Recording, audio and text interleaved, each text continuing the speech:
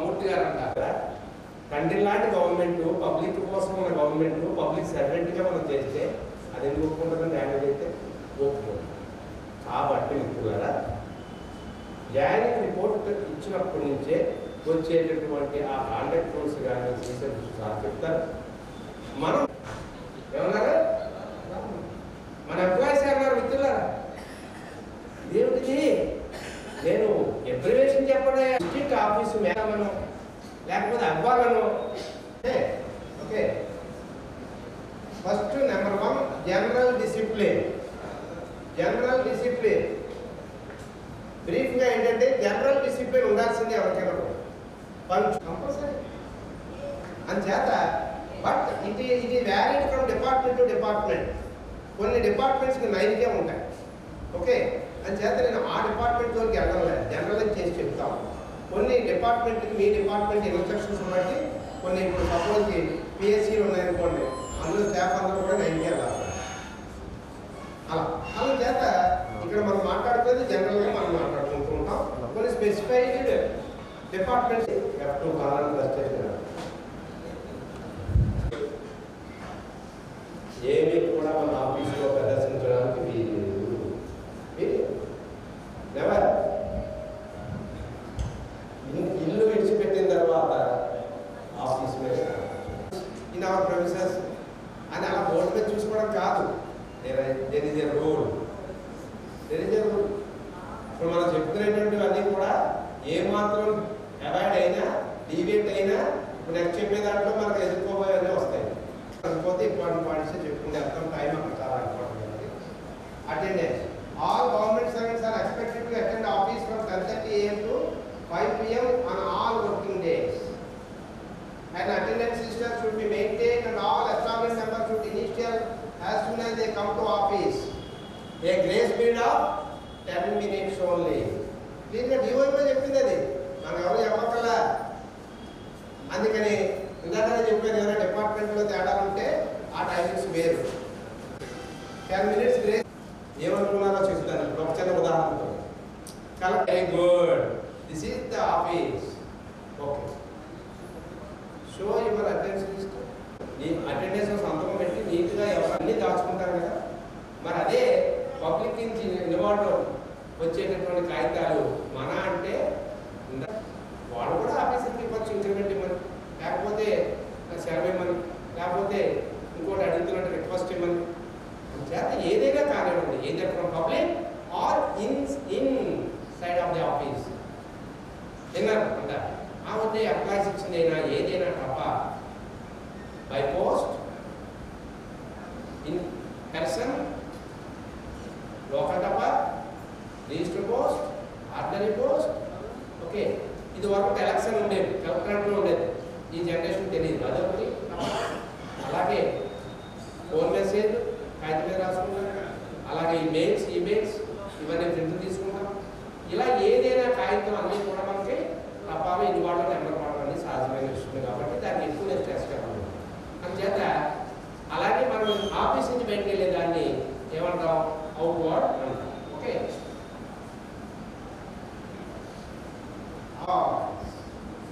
Opening of టపాస్ అని ఇప్పుడే చెప్తున్నాం. అంటే మన టపా అన్నది కాగితాన్ని జాగ్రత్తగా చూసుకోకపోతే సర్వీస్లోనే చాలా రిస్క్ వచ్చిన సందర్భాలు ఉపయోగాలు. దానికి మనం ఏం చేయాలంటే ఉపయోగపడే పాయింట్ చెప్తున్నాను. మొత్తం ఎందుకు వెళ్ళలేదు. అందుకే ఎప్పుడు కూడా టపా అన్నది మిస్ అవ్వకుండా ఉంటే ఆ కాగితం మనం రాయగలిగినా రాయలేకపోయినా ఎవరొక సహకారం, సూపరింటెండెంట్ గారు, ఆఫీసర్ గారు, లేకపోతే ఇంకొకళ్ళు ఎవరొకళ్ళు మనకు సాయం చేయకుంటారు. అసలు కాగితం మిస్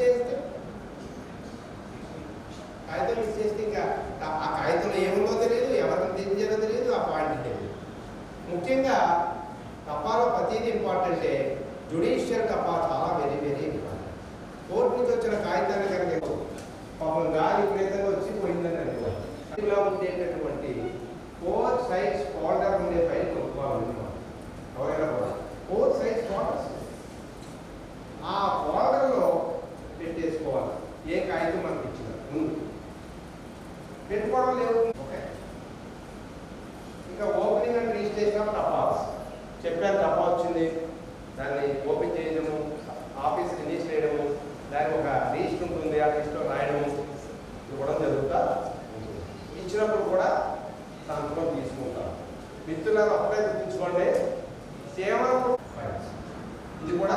మన నెక్స్ట్ టాపిక్లో వస్తుంది కాబట్టి నేను ఇది చాలా ఇంపార్టెంట్ అయితే మనం రిమైండర్ డైరీ అదేమో వాళ్ళు ఇంకా రాలేదు మనకి అలాంటివి కానీ అన్నీ రాసుకుని రిమైండర్ ఇవ్వాలి ఏమైనా మళ్ళీ ఇంకొక ఐటమ్ రిమైండ్ చేయాలా అని కూడా తెలుసుకోవాలి. ఓకే,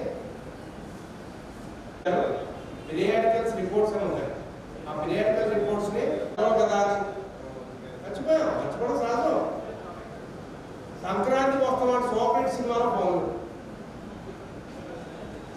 సాయంత్రం ఎలా పంపాలి కదా, ఇంకా ఎందుకు పంపలేదు? అక్కడ సినిమా ఎంజాయ్ చేయగలమండి. సినిమా మధ్యలో వెళ్ళిపోతుంటే హోమ్ మినిస్టర్ గారు వాళ్ళు ఊరుకుంటారా పిల్లలు? ఎవరు ఊరుకుంటారా? అసలు హోమ్ మినిస్టర్ అప్పుడు ఒప్పుకోరు. ఎందుకని అంటే డిస్కషన్ ఏం లేదు.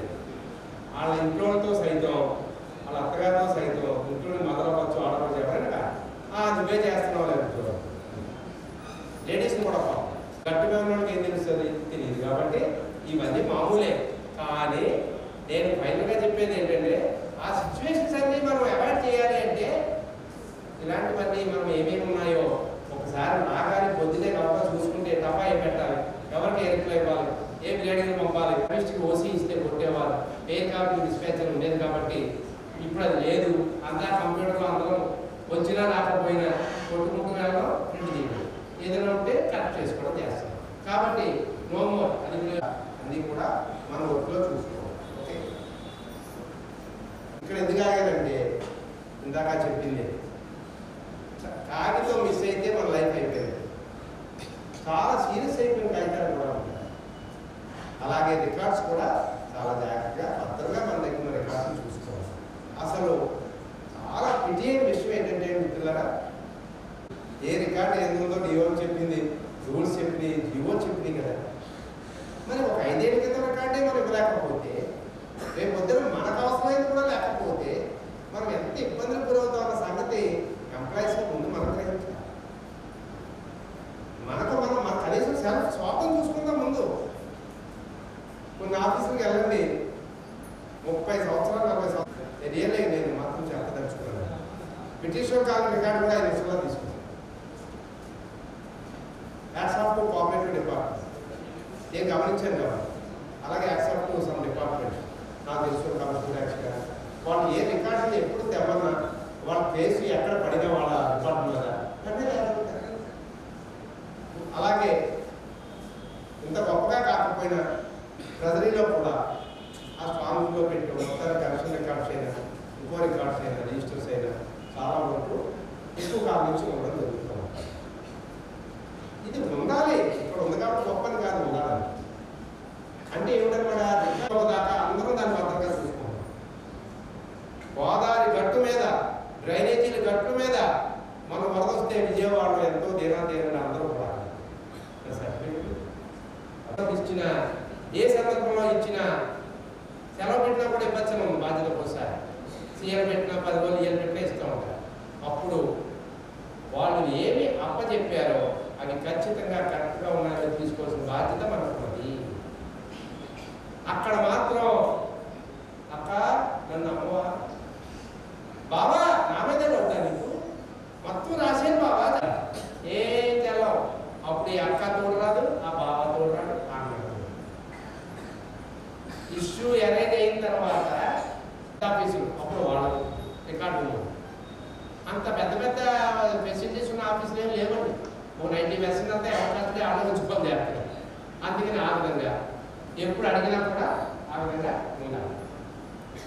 ఆఫీసులో పైన సూపరింటెండెంట్ ఉంటారు, సెక్షన్ ఆఫీస్ ఉంటారు.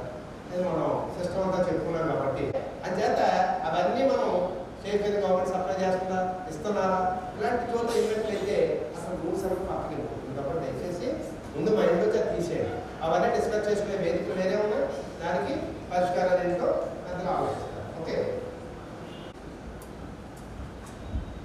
గుప్పు గుప్పు అంటే ఆఫీస్ అంతా గుప్పు అనేది అంతే బాబా. నేను హైదరాబాదు దేవుడు ఇక్కడ ఉన్నాడు, మళ్ళీ హైదరాబాద్ గెలిపాడు. మిత్రులారా, in my 37 years of service 5 department MPPs ద్వారా సెలెక్ట్ అయ్యాను. మన అందరూ చదువుకున్న 10th క్లాసు ఆ ఎస్ఎస్సి బోర్డు కూడా చేశాను. ఓకే, సో వెల్ఫేర్ డిపార్ట్మెంట్ కూడా చేశాను కాబట్టి ఆ అనుభవాలన్నీ చెప్తూ వచ్చేస్తూ ఉంటాను మాట్లాడేటప్పుడు. సో ఇప్పుడు ఉన్నది నేను వచ్చాను అంతే. సో ఎస్ఎస్సి కూడా చేసినప్పుడు నేను ఎవరిని అనలే, కల్చర్ గురించి మాట్లాడుతున్నాను. హైదరాబాద్లో ఎక్కువ కిల్లీలు ఎక్కువ కదా, మనం అప్పుడే జాయిన్ అయ్యాం. ఇది చెప్పాలి, ప్రెమిసెస్ కూడా జాగ్రత్త చూసుకోకపోతే ఎట్లా? గోడల మీద మనం పనిచేసే చోట కిల్లీలు మనకేమో ఎలర్జీ. ఆ ప్రెమిసెస్ అనేది నీటిలో ఉండాలి కదా, దాని మీద రూల్స్ వచ్చినాయి. అప్పుడు మేము ఫీల్ అయ్యేవాళ్ళం. మా పక్కనే సిగరెట్ అదంతా ఎక్కడ పడతారు. కాబట్టి థ్యాంక్స్ టు యాక్ట్ అన్నాను. పబ్లిక్ ప్లేస్లో తాకూడదని వచ్చింది కాబట్టి లేడీ ఎంప్లాయీస్ కూడా చాలా బాధపడేవారు. లేడీస్ కూడా ఇళ్ళంటే వేరే కూడా ఆఫీసులో పాపం తాగుతున్నప్పుడు ఈ సిగరెట్ వాళ్ళు కూడా ఇబ్బంది పడేవాడు. నా యొక్క అప్పటి పోలీస్ కూడా ఏంటి వాళ్ళు కాదు, ఇది మరీ ఆఫీస్లోనే సీనియర్ అయింది. బట్ ఇప్పుడు వచ్చేసింది thanks to act. Act follow అవ్వాల్సింది. అందుకనే చాటున మాటున ఎక్కడెక్కడ ఆఫీస్లో కాకుండా బయట ఎక్కడో తాగి అనేది వస్తుంది. కాబట్టి ఎందుకన్నాం అంటే అలా చేయడం వల్ల కూడా, అంటించుకోవడం వల్ల కూడా, సిగరెట్ కోసం అంటించుకుంటారు పాపం, ఆయనకి ఏమీ వేరే బ్యాడ్ ఎఫెక్ట్స్ ఏం లేవు. కానీ పక్కన దాని మీద నిప్పుర పడటము, ఫైన్స్, లేకపోతే కరెంటు షాపు, అది ఇలాంటి వల్ల కూడా ఫైన్స్ అనేది అర్థం అవుతున్నాయి. కాబట్టి ఫైన్ ఎక్స్టెన్షన్ అని ఉంటుంది. అని చేత ప్రికాషన్ అనేది ఫైన్కి సంబంధించి అన్ని జాగ్రత్తలు మనం తీసుకోవాలి. ఓకేనా? ఆఫీసులో ఏదైనా కార్యక్రమం జరిగినప్పుడు కూడా ఫైన్ అనేటువంటి చాలా జాగ్రత్త తీసుకోవాలి. లేకపోతే ఆఫీసులో ఏదైనా జరిగితే కనుక బాధ్యత మనం అందరం వహించాల్సి ఉంటుంది. ఓకే, మనకు తెలుసు కొన్ని ఆఫీసుల్లో మరి కావాలని అంటించారో అనుకోకుండా జరిగిందో మనం పేపర్లో టీవీలో చూస్తున్నాం. దాని మీద ఎన్ని ఫైన్స్ తెలవకపోతే ఎంక్వైరీ జరుగుతాయో తెలుసు. అప్పుడు అందులో పార్టిసిపేట్ చేసిన వాళ్ళతో పాటు కొంచెం ఇన్నోసెంట్స్ కూడా బలవడం జరుగుతుంది. ఆ టైంలో అవి కూడా ఉన్నాయి. సార్ ఆయన ఎవరో చేసే నేను ఆయన ఇన్స్టెంట్లో ఒక్కోసారి దాన్ని ప్రూవ్ చేసుకోవాల్సిన బాధ్యత కూడా మన మీదే పంపిస్తున్నారా? ఎవరో వచ్చి ప్రూవ్ చేస్తారని ఎప్పుడు అనుకోకండి. ఏ ఇష్యూ అయినా సరే మనకు మనమే అతడే రాజు, అతడే మంత్రి, అతడే సైన్యం అంటారు కదా. ఎంప్లాయీగా ముందు మన రక్షణకు మనమే, అంతే తప్ప ఎవరో కాపాడుతారని ఎవరో వస్తారని అనుకున్నామో చాలా డేంజర్ చెప్తున్నారు. అందుకని ఇది ఎందుకు చెప్తున్నారంటే ఇక్కడ చెప్పాలి, తప్పా విషయంలో నా అనుభవం కూడా చెప్పాలి. కోర్టు కేసులో ఎన్నోసార్లు తప్పాయిస్తూ ఉంటాం. ఇచ్చిందల్లా మిస్ చేస్తూ ఉంటారు. పెద్ద ఆఫీసులో మిస్ చేసి నీ మీద ఎందుకు చర్య తీసుకోకూడదో, కోర్టు అంటే నీకు అలా ఉందా, పారావైద్య మార్క్స్ పంపాల్సిన బాధ్యత లేదా నీకు అంటే నేను వర్మని ఇచ్చి పంపిస్తానండి, అది వస్తున్నా పారావైద్య మార్క్స్ ఎగ్జామ్ చెప్పాలి. మేము మీ డీటెయిల్ గారు పంపించి అన్ని కూడా కృష్ణానగరం పాటిస్తాం పోదామా అన్నవాడు అందరూ ఏమంటారు? నేనేమన్నా ఇదే రిపేర్ వస్తాను ఎంతోనైనా పోతా అంటాం కదా, సహజం. ఇప్పుడు సచివాలయ ఉద్యోగులు ఎలా ఉన్నారో ఆ ఏదో మేమంతే కదా అంటాం. అందుకని వాటితో రిప్లై ఇచ్చేటప్పటికి గిన్నె తిరిగిపోయింది. చేత ప్రతిదీ కూడా మనం ఉంచుకోవాల్సినటువంటి అవసరం ఉంది. కాబట్టి ఇది అందుకనే స్ట్రెస్ చేశాను. కాబట్టి అలాగే పబ్లిక్ కూడా మనకు అన్ని సాఫ్ట్లోనే మెయిల్స్లోనే తప్ప పెట్టి రిక్వెస్ట్ ప్రాజెక్టు ఆ నెంబర్ వేసి 2 రకాల ఫైల్స్ అందులో ఉంటాయి మిత్రులారా. ఫస్ట్ పాయింట్, ఇందాక రాజు గారు చెప్తున్నప్పుడు కూడా నోట్ ఫైల్ అనే పదం వాడారు. ఆర్టీఐనాది ఇవ్వచ్చా లేదా? ఓకేనా? అని చేత ఫైల్ అంటే 2 ఉంటాయని అర్థం. Current file, note file. Current file అంటే మనకి ఏదైతే టపా వస్తుందో ఆ టపాని ఒక ట్యాగ్ తీసుకుని దాన్ని జాగ్రత్తగా ట్యాగ్లో కూర్చోపెట్టి ఒక ఫైల్లో పెట్టి ఆఫీసర్కి మనం ఏదో రాయదలుచుకుంది ఏదో ఉంటే దాని గురించి ఆయన ముందు సబ్మిట్ చేయాలి. కాబట్టి ఒక తెల్ల కాగితం తీసుకుని దాని మీద కూడా ఒక ట్యాగ్ పెట్టి అది పెట్టినప్పుడు తెల్ల కాగితంతో మనం ఆఫీసర్కి మనం పెట్టేటటువంటి పాయింట్స్ ఏమో నోట్ ఫైల్ అంటారు. రెండోది కరెంట్ ఫైల్ అంటారు. అంచేత ఎప్పుడు కూడా కరెంట్ ఫైల్ కింద ఉండాలి, ఆ నోట్ ఫైల్ ఇప్పుడు పైన ఉండాలి. అది ఆ ఫైల్ మన అందరికీ ఆఫీసులో ఎలా ఉంటుందో తెలుసు కాబట్టి దాన్ని మన టైం ఎక్కువ చేయడం లేదు. అంచేత ఇప్పుడు మెయింటెనెన్స్ ఆఫ్ ఫైల్స్, ఈ ఫైల్ మెయింటెనెన్స్ అనేది వస్తే మనం చాలా వరకు సేవ్ అయిపోయినట్టండి. అందుకే మొట్టమొదటి రికార్డ్స్ మాత్రమే ఉన్నాం, మనం మెయింటైన్ చేసే రికార్డ్స్ కూడా భద్రంగానే చూస్తున్నాం. మరి రిగార్డింగ్ ఫైల్స్కి వచ్చేటప్పటికి సపోజ్కి ఎవరైనా ఒక విలేజ్లో పలానా కావాలని కాగితం పెడితే ఆ కాగితాన్ని మనం కరెంట్ ఫైల్, పబ్లిక్ ఏదైనా రిక్వెస్ట్ చేయొచ్చు గుర్తుంచుకోండి.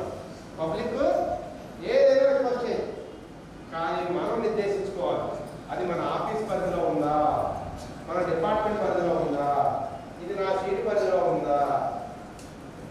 ఎగ్జాంపుల్, ఒక ఆయన ఒక రిజిస్ట్రేషన్ డిపార్ట్మెంట్కి నాకు చాలా రిజిస్ట్రేషన్ చేయవలను, దాని వ్యాల్యూకి ఎంతైతే కట్టేస్తాము అని కాగితం పెట్టుకున్నాను. పెట్టుకోకూడదని లేదండి, లేదు. అలాగే మన రెవెన్యూ వారికి ఒక్కొక్కళ్ళు నాకు వ్యవసాయం అంటే చాలా ఇష్టం, చాలా సంతోషం నాయన, అసలు వ్యవసాయం అంటే నాకు ప్రాణం, ఇంకా సంతోషం నాయన, నాకు ఒక 10 ఎకరాలు ఇచ్చినట్లయితే నేను వ్యవసాయం చేసుకుంటాను. అప్పుడు ఆ సెక్షన్లో ఎవరికి ఇచ్చారో ఎవరో ఇస్తారు ఈ కరెంట్ సబ్జెక్ట్ ఇచ్చినప్పుడు బయలు పెట్టి దాన్ని నిర్దేశించి రాసుకుని ఇలా అడిగారు. కుదరదంటే అలాగే ఆయన ఈ వ్యవసాయం వల్ల ఇంట్రెస్ట్ ఉన్నందుకు ఈ డిపార్ట్మెంట్ కోల్పోయినటువంటి వ్యవస్థ ఉంటుంది. అనేక రకాల యాక్టివిటీలో అప్పుడు ఏమైనా గవర్నమెంట్ ఇచ్చిన తర్వాత ఏం చెప్పక్కరు. కాబట్టి నీకున్న అర్థం ప్రకారం ఎన్ని దాని ప్రకారం నీకు 10 ఎకరాలు కాదు కదా, ఒక సెంటు భూమి కూడా వచ్చే అవకాశం ఇచ్చే అవకాశం ఏదో తెలియజేస్తూ ఈ దరఖాస్తు నీకు పంపడమైనది చెప్పాల్సిందే. కాబట్టి ఇలాంటి చేస్తారని చెప్తూ కూర్చుంటామా, చెప్పాల్సిందే. Why? Because public service. At the same time రాజనైతిక పాయింట్లో వెళ్తున్నాను, చాలా అద్భుతంగా మాట్లాడారు. ఆర్టీఐ మన ఎంప్లాయీస్ని వదిలేయలే, పబ్లిక్ని వదిలేయలే. అదే సమయంలో ఎంత ఈ ఆఫీసు ఈ ఫైల్స్ వచ్చినా ఇప్పటికీ సెక్రటరీలో కూడా ఇలా మాన్యువల్ ఫైల్స్ వెళ్ళట్లేదు కూడా వాడతారు. కాబట్టి ఆ రిప్లై ఇచ్చింది ఏమిటి? Out going. అది కూడా కరెంట్ ఫైల్ కింద వెంటనే దాన్ని యాడ్ చేసుకోవాలి. యాడ్ చేసుకుంటే ఏమవుతుందన్నమాట, క్రానికల్ ఆర్డర్ అని చెప్పి డేట్ బై ఎప్పుడు లేటెస్ట్ ఎప్పుడు కావాలనుకున్నా అది మనం మంట పెడితే పైకి వస్తుంది. ఆ విధంగా కరెంట్ ఫైల్ ఉంటుంది. నోట్ ఫైల్ అంటే తెల్ల కాగితం కదా, సార్ ఇది ఇలా రిజిస్ట్రేషన్ అడిగారండి, లేకపోతే ఎక్కడ అడిగారు సార్, మనకు ఉన్న దాంట్లో ఈ ఎక్సర్వీస్ మెన్ కానీ ఇలాంటి క్వాలిఫికేషన్ ఏం లేదు సార్, కాబట్టి దరఖాస్తును తిరస్కరించడానికి తమ ఆమోదం కొరకు మరి అప్రూవల్ ఎస్, దాన్ని మనం గుమస్థానం నుంచి సూపరింటెండెంట్ నుంచి లేకపోతే పై అధికారుల దాకా ఎవరైతే కాంపిటెంట్ అథారిటీయో అక్కడ దాకా 2 పేజీ నెంబర్లు వేసుకుంటే వెళ్ళిపోవాల్సిందే. ఆ ఫైలు ఎంతవయ్యా సూపరింటెండెంట్ గారు అయ్యిందా, అవుతోంది సార్, ఎప్పుడు అవుతుంది కుదరదని ఆయన వెళ్ళిపోతే రాత్రి అంతా నిద్రగా వచ్చాడు పెట్టాలి, అది వేరే విషయం, వదిలేస్తాను కాదు. కానీ మిత్రులారా, ఇప్పుడున్న మీ జనరేషన్కి సెకండ్ టైం కూడా ఇవ్వట్లేదు. వ్యవసాయం కాదు, ఎంత ఇస్తున్నారా టైము, ఇస్తున్నారా టైము. మరి మీకే ఈ జనరేషన్ ఇవ్వడం లేదు కదా, పాతవాడిని కదా, నాకు కూడా ఇవ్వడం లేదు సెకండ్ టైం. ఒత్తిడి వచ్చేస్తాం లేదా, ఈవినింగ్ అయినప్పటికీ అందరికీ బీపీ షుగర్తో హాస్పిటల్లోనే ఉన్నాయి. అక్కడ టెక్నాలజీ రూపంలో వచ్చిన స్పీడ్ని అందుకోవడానికి మనం తయారవ్వాలి. అదేవిధంగా ఈ ఫైల్స్ కానీ రికార్డ్స్ కానీ మనకు అందుబాటులో ఉండేది అలా చేసుకోవాలి, తప్పదంతే. తీసుకునేటట్టు ఈజీగా ఉండాలి. చిట్ చాట్ ఇంకో టైం వేస్ట్ చేసుకుంటే తర్వాత ఎంతో టెన్షన్ పడాలి. ఆ ఫైల్కి సంబంధం లేని మన ఫ్రెండ్స్ అందరూ ఆఫీస్ నుంచి వెళ్ళిపోతారు హ్యాపీగా, మనం మాత్రం ఫైల్ దొరికే వరకు, ఆ రిపోర్ట్ పెట్టే వరకు. మాకైతే ఎలా వస్తున్నాయంటే shall not leave the office. అది ఆఫీస్ ఈ వేళ మీరు విడిచిపెట్టి వెళ్ళలేదు రిపోర్ట్ ఇచ్చేవాళ్ళు. అందులో జెంట్సే కాదు, లేడీ ఎంప్లాయీస్ కానీ అందరం ఇబ్బంది. ఆ టైం అయిపోయింది కానీ లేకపోతే డూప్లికేట్ తీసుకున్న వాళ్ళు ఎంటార్టీ ఆఫీస్కి కానీ దొరికేటట్టుగా ఉండాలి. లేకపోతే ఏమవుతుందండి, ఒక సేవ పెట్టి తీర్థయాత్రకు వెళ్ళారు, ఇంకా దర్శనం కూడా కాలేదు, దేవుడు పెళ్ళికి వెళ్ళారు, వదినా బాగున్నావా, ఏమిటి మధ్య అన్న ఏదో ఇల్లు ఏదో ఈ మాటలే ఉన్నాడు కదా. ఈ లోపల ఫోన్ తినేస్తున్నాడు. మా టైంలో ఇంకా ఫోన్ ల్యాండ్ ఫోన్లే, మరి ఇప్పుడు అందరికీ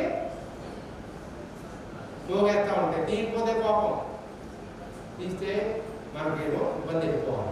కాబట్టి అదే కనుక ఇలా ఎడతీసి వెళ్ళామనుకోండి కానీ అంతా కూడా మన వాడుక బాధ కొంత లైన్ తప్పాడు. అప్పుడు ఆ ఫాదరు బిఆర్ఎస్ తీసుకుని ఆ ఉద్యోగం ఇచ్చారు ఈ ఆఫీస్. కానీ ఆల్రెడీ ఇండియన్ కదా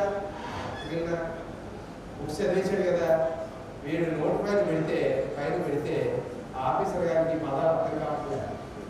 యాడ్జెక్టివ్స్, యాడ్వర్బ్స్, ప్రూవర్బ్స్ ఇస్ మ్యాటర్ ఏదో రాసేస్తున్నాడు అంతే. ఆయనకి అర్థం కావట్లేదు, ఫైల్స్ బయటికి రావట్లేదు. ఊళ్ళో డిస్టర్బెన్స్ కొనుక్కున్నాడు. ఏంటి ఇది వరకు బాగానే డిస్కస్ చేసి చూడు ఆఫీసర్ గారు, ఏంటి మధ్య అది చాలా మంచిదే బాబు, మరి ఏదో ఎన్ని అయిపోతారు రావట్లేదు, మరి మిగిలిన ఎన్ని వస్తున్నాయి కదా. ఆ మూర్తి గారు అబ్బాయి దగ్గర రావడం లేదండి, దాని మీద దృష్టి పెట్టారు. అప్పుడు మొహమ్మద్ పాడగానే సూపర్ గారు అడిగితే ఏం చెప్పమంటారా సత్యనారాయణ, ఏం చెప్పమంటారా ఏం చెప్పమంటారా రావు గారు ఏం చెప్పమంటారా, అదేదో సినిమా ఉంటుంది కదా, రావు గారు ఏం చెప్పమంటారు అని ఏదో రాస్తే ఆ పార్టీ కార్యక్రమం ఏమవుతుందండి, అర్థం కదా, ఇచ్చేస్తుంటే లాగేస్తుంటే కలిగేస్తుంటే ఎంతో ఎంత అంటాడు, ఎన్ని అవసరమా అది రిజిస్ట్రేషన్ చేయకూడదు ఆయన, జాతీయ వారసత్వ సంపదాన్ని సరిపోయారు. దేశం ఎక్కువ ఫైల్లో వదలకూడదు, వదిలితే గీత కొట్టేయాలి, లేకపోతే ఏమవుతుంది ఫైల్ పెట్టింది మనం ఆయన తర్వాత స్పేస్ లో నచ్చని రాసేసుకుంటారు మధ్యలో, అప్పుడు మనం రాసిన వస్తుంది, ఇనిషియల్ మంది అటువంటివి ఉంటాయి. కాబట్టి అలాంటివి ఏమి చేయకూడదు. ప్రోవర్బ్స్, యాడ్జెక్టివ్స్ ఇలాంటివి ఉండకూడదు. అలాగే అన్పార్లమెంటరీ వర్డ్స్ ఉండకూడదు. లేదా సార్ వాడు చెప్పేదండి ఎన్నిసార్లు చెప్పినా ఎక్కలేదు, అథవాది పదార్థాలు కావాలంటున్నాడు. నోట్స్ అన్నమాట. డ్రాఫ్టింగ్ లో words, phrases which lead to ambiguity, confusion, unnecessary looking back for date, person, thing, etc. క్లియర్గా చెప్పాలంతే, అంతేగాని a long ago this office has sanctioned అంటే ఎందుకు లాంగ్ ago ఆఫీసర్కి ఏదైనా ఉంటే ఈ ఫైల్లో నెంబర్లో శాంక్షన్ చెప్పాలి. ఓకే, అటువంటి అంబిగ్విటీస్ అన్ని కూడా ఉండదు. అలాగే డిస్కర్సివ్ వర్డ్స్ ఉంటే ఎన్ని రకాలుగా ఉంటుంది, గవర్నమెంట్ దృష్టిలో అయినా బయట అయినా కావచ్చు. అది రిటర్న్ ఫార్మ్స్ అని ఉంటాయి. వారం ఫార్మ్స్ ఏంటి, ఫేస్ టు ఫేస్ కమ్యూనికేషన్. లేకపోతే మన ఫోన్ నెంబర్లన్నీ ఆల్రెడీ ఇచ్చేసాం గవర్నమెంట్కి, ఇచ్చామా లేదంటే ఆ ఫోన్ నుంచి ఏది మాట్లాడినా పబ్లిక్ ఏదైనా అడిగినా జాగ్రత్తగా మాట్లాడాలి. ఓకే, అలాగే మీటింగ్లో ఒక ఆఫీసర్ గారు చెప్తారు, ఒక ఆదేశం ఇస్తారు, అది కూడా కమ్యూనికేషన్ భాగం. Seminars, okay, conferences, dictation, instruction, presentation, group discussion, interviews, employment press, video conferences, voice conference. ప్రెస్తో కూడా ఇంటర్వ్యూ చాలా జాగ్రత్తగా ఉండాలి. ఎంప్లాయ్మెంట్ కోసం జరిగే ఇంటర్వ్యూలో ఉండి ఇంటర్వ్యూలో కూడా వారం అవ్వచ్చు, కానీ మీసుగా చెప్పాలి ఏ అభిప్రాయం తప్ప యాడగట్గా ఇంటర్వ్యూ ఉంటుంది. అట్ ది సేమ్ టైం అలాగే ప్రెస్ కూడా చాలా జాగ్రత్తగా మనకి అర్హత ఉందా, ప్రెస్ వాళ్ళు వస్తారండి, మా ఆఫీస్లో వస్తారు, మీ ఆఫీస్లో వస్తారు, అని చోటకి వస్తారు. మరి వెళ్ళి వచ్చి అడిగారనుకోండి, అసలు మనకు ఉందా ఆ రైట్ ఉందా, మనకి ఆ పవర్ ఉందా అని చూసుకోవాలి. ఏమి ఇష్టం చేయకూడదు. హెడ్ ఆఫ్ ది ఆఫీస్ మాత్రమే కొన్ని మేరకు చెప్పచ్చు, హెడ్ ఆఫ్ ది ఆఫీస్ తర్వాత పై అధికారులు. కాబట్టి మనకి ప్రెస్ దొరికిందని, ఎవరో మైక్ ముందు పెట్టి కెమెరా ముందు పెట్టారని అదే ఏంటంటే గవర్నమెంట్ ఏమైనా అవి ఇష్టండి, మనము గవర్నమెంట్ అంటాం ఏమి చేయదండి. మీరు అనుకుంటారా స్కీమ్లన్నీ ఏం చేయరు, పనిచేయం రావు, ఆశ పెట్టుకుంటారా, పెట్టుకోమంటే. పాపం హోమ్ మినిస్టర్ గారు అందరూ కలిసి ఏదో కార్తీక దీపం టీవీ సీరియల్ వస్తుందని చూసుకున్నాం. ఈ లోపల పక్కన వచ్చి వదిన అన్నయ్య టీవీలో కనబడుతున్నాడు, లేచా అప్పుడు బోర్డు ఫోన్ వెళ్ళిపోయాడు. మొత్తం స్టేట్ అంతా ఛానల్స్ అన్నయ్య కోసం ప్రసారం అయిపోతుంది. వెంటనే ఉన్నతాధికారి నుంచి వచ్చేసి ఏమవుతుంది, శ్రీమోహ సస్పెండ్, డైరెక్ట్ సస్పెండ్. ఎందుకని, అసలు మన స్థాయి ఏమిటి, ఆ మైకు కెమెరా పెట్టారని ఆవేశంలో ముందుకుంటే ఆలోచన. అందుకని సార్ నాకు అర్థం లేదు చెప్పకూడదు, నా పై అధికారి ఏమన్నా ప్రశ్న చెప్పకపోతే ఆవేశంగా మాత్రం చెప్పేకూడదు. అలాగే ఎవరికి ఏ పాజిటివ్ ఉందో వాళ్ళే చెప్పాలి. అందుకని ఆఫీసులో మనం ఏ క్యాబ్లో చెప్పేసినా ఆ ప్రశ్నలు ఆఫీస్ మెమోరాండం అన్నా మెమో అన్నా. సో సర్క్యులర్ మెమో అంటే ఎక్కువ మంది సర్క్యులేట్ చేయాలి ఇస్తారు, అలాగే ఇండివిజువల్గా ఏమంటే మెమో ఇస్తారు. చేత ఇక్కడ లెటర్ దేనికి రాయాలా, మెమో దేనికి రాయాలి. లెటర్ అన్నది ఎప్పుడు కూడా మనం రాసే పబ్లిక్ కానీ లేదా మనకంటే పై అధికారులకు కానీ వాళ్ళకి లేదా మన సమానంగా ఉన్నటువంటి అధికారులకు కానీ ఆఫీస్కి రాయాలి. కింద వాళ్ళకి మాత్రం ఎక్కువ మెమోరంలోనే ఇస్తాం. ఓకేనా? అందుచేత ఇప్పుడు జనరల్గా మా డిస్ట్రిక్ట్ అధికారి వారు మా దగ్గర తెలియజేయాలి. ఆఫీసులో అంటే ఏమిటన్నమాట ఇంటర్నల్గానే జరుగుతూ ఉంటారు. ఎలా అంటే మన సీటు కొంతమంది ఒక ఇన్ఫర్మేషన్ అడిగితే అది మన దగ్గరే ఉండదు అనమాట. ఉండకంటే ఏముంటుంది పక్క దగ్గర ఉండొచ్చు, పక్క సెక్షన్లో ఉండదు. అప్పుడు బాబు మాకు అడిగారు కాబట్టి అని అర్జెంటుగా ఒక నోట్ తిప్పుతారు. వాళ్ళు ఆ ఇన్ఫర్మేషన్ అందులో రాశారు, అది విడిగైన కాగితం ఉంటే ఇస్తారు. సర్క్యులర్ ఇందాక చెప్పారు, గ్రూప్కి ఎక్కువ మందికి వెళ్ళాలంటే సర్క్యులర్ రూపంలో మేము తెలియజేస్తాం. ఇప్పుడు టెలక్స్ మెసేజ్లు నో మోర్ లేవని. ఓకే, తర్వాత డెమీ అఫీషియల్ లెటర్, ఇదేమో డిఓ లెటర్ అంటారు. ఏమంటారు? డిఓ అంటే ఏంటో కూడా ఒకసారి నువ్వు చెప్పుకుంటే మోడల్కి వెళ్ళడం మీకు అర్థమైపోతుంది. అంటే ఏమీ లేదు, అనేక సార్లు లెటర్ పెట్టారు, అనేక సార్లు మెమోలు కూడా ఇచ్చారు. అది ఇక్కడ అందరం తెలుసుకోవాల్సింది ఏంటంటే మిత్రులారా, ఎవరైతే competent authority increment శాంక్షన్కైనా, ప్రమోషన్కైనా, disciplinary యాక్షన్కైనా, okay, ట్రాన్స్ఫర్కైనా చూడండి ఒకటి, ఇలాంటి ఏదైనా కాంపిటెంట్ అథారిటీ తాలూకా స్థాయి నుంచి head of the department, commissioner of Panchayati Raj, commissioner of revenue, commissioner of medical and health, director of treasury, director of identity, director of water HOD వరకు ఇచ్చే orders proceedings అంటారు. ఏమంటారండి? మీ ఆర్డర్స్ అని ఎలా వచ్చాయి? ప్రొసీడింగ్స్ రూపంలో వచ్చాయా? ఏ రూపంలో వచ్చాయి? అదే కనుక గవర్నమెంట్ ఇస్తే గవర్నమెంట్ ఆర్డర్ రూపంలో వస్తుంది. ఏ రూపంలో వస్తుంది?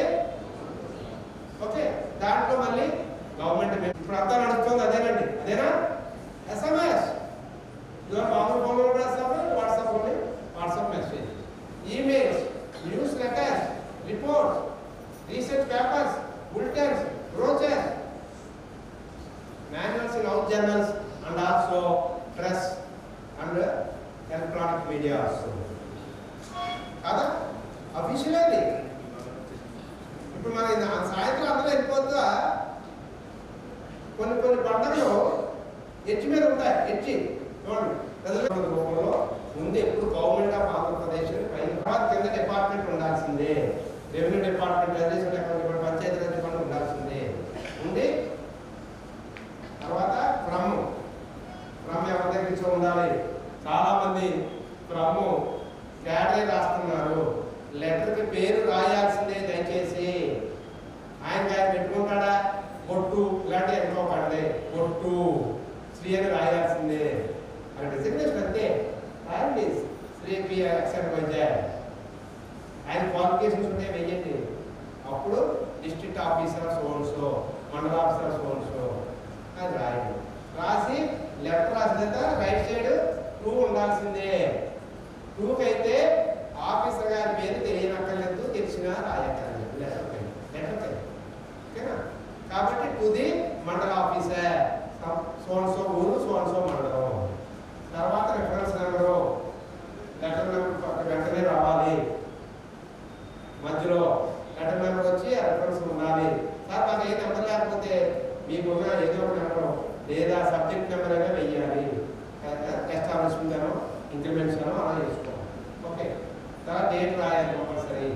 సబ్జెక్ట్ కంపల్సరీ రాయాలి. ఏ డిపార్ట్మెంట్ ఏమిటో ముందు రాసుకోవాలి. ఆ సబ్జెక్ట్ ఏంటో రాసుకోవాలి. మన అందరి సంబంధించిన సర్వీస్ మ్యాటర్స్ అయితే పిఎస్ఎన్ రాసుకోవాలి, పబ్లిక్ సర్వీస్ ఎస్టాబ్లిష్మెంట్ రాసుకోవాలి. అట్లా వెళ్ళాలి. ఓకే, ఆ విధంగా మనం వెళ్ళాలి. తర్వాత రిఫరెన్స్ ఏమో ఉందా, ఎవరైనా ఇంక్రిమెంట్ రికమెండేషన్ పెట్టేలా రాయాలి, బాడీ రాయాలి. అది ఎంతవరకు ఎన్ని పేరాలో సబ్జెక్ట్ బట్టి నిర్ణయించుకోవాలి. దానికి రూల్స్ లేవు, నువ్వు సింప్లిఫైగా ఉండాలి. ఓకే, తర్వాత కంపల్సరీ లెటర్కి అయితే మాత్రం యువర్స్ ఫెయిత్ఫుల్లీ ఉండాల్సిందే. ఓకే, ఎవరికైనా ఈ లెటర్ విషయాలు మేము రాసేమని తెలియజేయాలనుకుంటే ఎన్ని కాపీలైనా పెట్టాలి. కానీ మనకంటే పై అధికారులకి అయితే కాపీ సబ్మిటెడ్ అనాలి. ఏమనాలి? Copy submitted to the so for kind of information అనాలి. ఇష్టమైన బోర్డింగ్స్ వాడకూడదు. అలా కాకుండా మనతో ఈక్వల్ కానీ మనకంటే కింద కానీ అలా ఉన్న వాళ్ళకి ఓన్లీ జస్ట్ సబ్మిట్ అనకూడదు. Copy to so and so for information for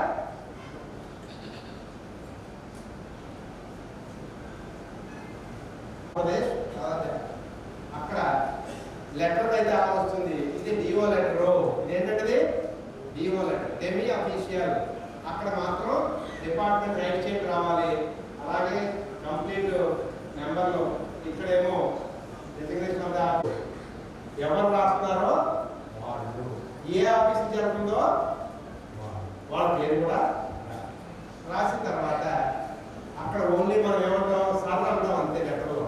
కానీ ఇక్కడ మాత్రం డియర్ సార్, డియర్ మేడం, లేదా ఇంకా కోపం ఎక్కువైంది అనుకోండి 10 లెటర్లు రాస్తే సమాధానం రాలేదు బాబు అని చెప్పాను కదా.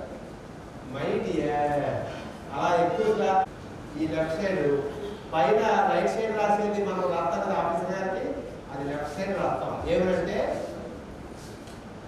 ఈ ఎవరికి రాస్తాం వాళ్ళకి రాసి అలాగే కవర్ మీద కూడా మామూలు కవర్ కాకుండా పేరుతోనే పంపాలి ఆఫీస్కి, పేరుతోనే పంపాలి. అదే డిఫరెన్స్ లెటర్కి డిఓ జస్ట్ డిఫరెన్స్ అన్నమాట. తర్వాత చూడండి స్పెసిఫిక్ ఆఫ్ మెమోరాండం. చాలా మందికి డిఫరెన్స్ తెలియడం లేదు మిత్రులారా. మెమోకి ఎక్కడా కూడా government of Andhra Pradesh department common, అన్ని common. Okay at some time ఉంటే టైం లైన్ తెలియదు ఏంటంటే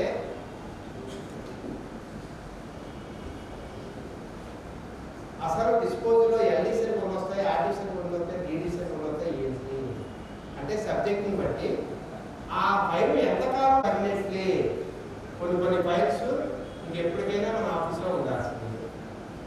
ఓకే ఇప్పుడు పెన్షన్ ప్రపోజల్స్ పంపించామండి. ఆ ప్రపోజల్స్ ఎప్పటికైనా ఉన్నారా ఎంప్లాయీ, ఏ కారణం వల్ల రిజల్ట్ రావచ్చు, ఏదైనా జరగవచ్చు. ఆ సబ్జెక్ట్ని బట్టి ఉంటాయి. కాబట్టి ఆర్టీస్ అంటారు పర్మనెంట్లీ ఉండాల్సిన ఫైల్ని ఆర్టీస్ అంటారు. DDs destroy, dispose will be retained for a prescribed period 10 years normally, but period can be extended. అంటే 10 years files ఉంటే 10 years దా destroy చేసేదాన్ని this is to be retained till 1 year or 3 years. Okay అది files అన్నమాట. అలాగే disposals ఉంటాయి కదా, ఏమిటవి ఎన్డిస్ అని, ఎఫ్డిస్ అని, ఇలా ఎక్స్ఎల్డిస్ అని మార్క్ చేస్తారు. అంటే ఈ కాగితాన్ని రిటర్న్ తిప్పేయచ్చు కొంతమంది ఇమీడియట్గా. అంటే నేను ఇందాక చెప్పిన ఉదాహరణ అంత ఫైలు అంత లెటర్ పెట్టక్కర్లే, వాళ్ళు పెట్టే రిటర్న్ చేస్తే నువ్వు ఈ రిటర్న్ వితౌట్ నెంబరింగ్, దాని నెంబర్ కూడా ఇంపార్టెంట్ కాగితం కాదు, జస్ట్ తిప్పేది అట్లా. అలాగే ఎన్డీస్ అంటే మనకు ఆర్మీ ఇంకో చోట ఎక్కడ పంపేటప్పుడు కూడా మనం ఒక ఆఫీస్ వచ్చేస్తూ ఉంటాయి కదా అలాంటివి. ఇంకా డిస్పోజల్స్ ఇవన్నీ కూడా మనం చెప్పుకున్నాం. ఏ ఫైల్ అయినా కూడా జాకెట్స్ అండ్ బ్రౌన్ షీట్స్ని 4 వైపులా పెట్టి ఫైల్ రికార్డు పంపించేటప్పుడు చెప్తున్నాను. దాన్ని డిస్పోజల్ పెట్టి జాగ్రత్తగా మాట్లాడుతూ కానీ అప్పుడు తెచ్చిపెట్టు రాసి ఎప్పటికీ పర్మనెంట్గా కనపడేట్టుగా రికార్డ్ రూమ్ ఇష్యూ లిస్ట్ అని రికార్డ్ రూమ్ యాన్యువల్ లిస్ట్ అని ఉంటాయి. ఆ లిస్ట్లో రాసుకొని రికార్డ్ రూమ్లో రికార్డ్ అసిస్టెంట్ కానీ అప్పుడు బాధ్యత సంతకం పెట్టుకుంటే మన పార్ట్ ఆ ఫైల్ నుంచి అయిపోయినట్టే. ఆ విధంగా మనం ఎక్కడైనా ఫైల్స్ అనేది ఏ ఆఫీస్కి వెళ్ళినా తీయలేకపోతుంది. ఇక్కడ ఫైనల్గా ఈ టాపిక్లో చాలా మందికి రిజిస్టర్స్ ఎన్ని సంవత్సరాలు ఉంచాలో కూడా ఐడియా ఉంటుంది. మా దగ్గర లేదని వస్తున్నారండి, రూల్స్ ఒప్పుకోగలుగుతున్నారా? చాలా యంగ్గా ఉన్నారు మీరు. ఇంక్రిమెంట్స్ రిజిస్టర్ ఉంటుంది, ఇచ్చేయడం అనేది తెలియదు చాలా మందికి. ఎప్పటికీ కూడా డిపార్ట్మెంట్ ఏమో అంటారు, ఎస్ఆర్ నోట్ అయిందో తెలియదు. ఇవన్నీ రాను రాను కొద్ది సంవత్సరాలు మీరు పెరుగుతున్న కొద్దీ, సర్వీస్ పెరుగుతున్న కొద్దీ ఏదైనా అవసరమైనప్పుడు వెనక్కి వెళ్ళినప్పుడు దొరకనప్పుడు ఆ బాధ ఎంప్లాయ్గా వనరానితో ముందే చెప్తుంది. కాబట్టి మనం ఎలక్ట్గా ఉండాలి. మన professional financial cash book 10 years ఉండాలి. క్యాష్ బుక్ ఏ ఆఫీస్ అయినా సరే 10 years ఉండాలి. కంటింజెంట్ లిస్ట్ 5 years ఉండాలి. యూడిపి రిజిస్టర్ 10 ఉండాలి. రిజిస్టర్ ఆఫ్ వాల్యుబుల్స్ పర్మనెంట్గా ఉండాలి. Office copy of pay bill register మన జీతాలు అండి, మన జీతాల రిజిస్టర్ కూడా మనం కనపడకపోతే ఎలాగా అసలు అప్పటి ముందు ఎలా రాల్సిందాం అంటే మన ఎంప్లాయీస్ అందరూ ఎలా ధైర్యం. పాపం నిజంగా చెప్పాలంటే మిమ్మల్ని చూస్తుంటే ఒకసారి నా బాధపడి గెజిటెడ్ ఆఫీస్ చేశాను. జన్మభూమి కార్యక్రమంలో బిజీగా ఉన్నప్పుడు అలా డిస్కషన్ అవుతుంది. అప్పుడు ఆఫీసర్స్ అనగా ఒక ఆర్టీఓ క్యాడ్ రూపం నుంచి వచ్చిన ఆయన అన్న మాటే నాకు నిజంగా అది నాకు అవసరమే అని ఎంత ఎక్స్పీరియన్స్ ఏంటంటే ఆయన ఉంటే అన్నాడు, నాకు జీతమే ఆధారం అంతే, ఇలా చెప్పాడంతే. మీకు నాకు కూడా సార్ అన్నాను, వెరీ గుడ్, ఇక్కడ కూర్చున్నాను, మీకు ఎవరికి అక్కర్లేదు, జీతమే ఆధారం, నేను పనిచేయడానికి వచ్చాను చేస్తాను. జీతమే ఆధారం కాదు, అక్కర్లేదు అనుకున్న వాళ్ళు అయితే నా దగ్గర అక్కర్లేదు, నేను పంపించేస్తాను, మీరే. రాయలసీమలో ఐఏఎస్ ఆఫీసర్ ఆయన అక్కడ వెళ్ళినప్పటి నుంచి కూడా మనం మేము టచ్లోనే ఉన్నామంటే అది పెద్దవాళ్ళు ఉన్నారు, ఆదరించారంటే మా దృష్టిని చెప్తున్నాను. అందుచేత ఉద్యోగం కావాలని వచ్చాం కాబట్టి, ఉద్యోగం సాధించాం కాబట్టి, ఉద్యోగం కొనసాగించాలి అంటే we have to learn, we have to acquire, we have to know the roots and regulations of the knowledge which is highly required for our service from day to day, every day, and day service, after service also. ఆ rules వేరేలో పెట్టుకున్నాం. Okay, కాబట్టి అంటే after service ఎందుకంటే retire అయిపోయిన కాబట్టి చాలా మంది ఏ activities మీద పాల్గొచ్చు అనుకుంటారు. 4 years దాకా ఒక కొన్ని రూల్స్ ఉంటాయి, తర్వాత పెన్షన్ కూడా ఏదైనా ట్రైనింగ్ చేసి ఉంటే కూడా పెన్షన్ అయిపోతుంది. అదేమి ఫ్రీ బాడీ అయిపోయినట్టు ఏం కాదు, గవర్నమెంట్ చూసుకుంటారు. అందుకని ఆ జోలికి వెళ్తున్నాను. కానీ పేబుల్ లిస్టులోకి వచ్చాను నేను ఎందుకు బాధపడతానంటే 35 years ఉండాల్సిన పేబుల్ లిస్టు 5 నుంచి 6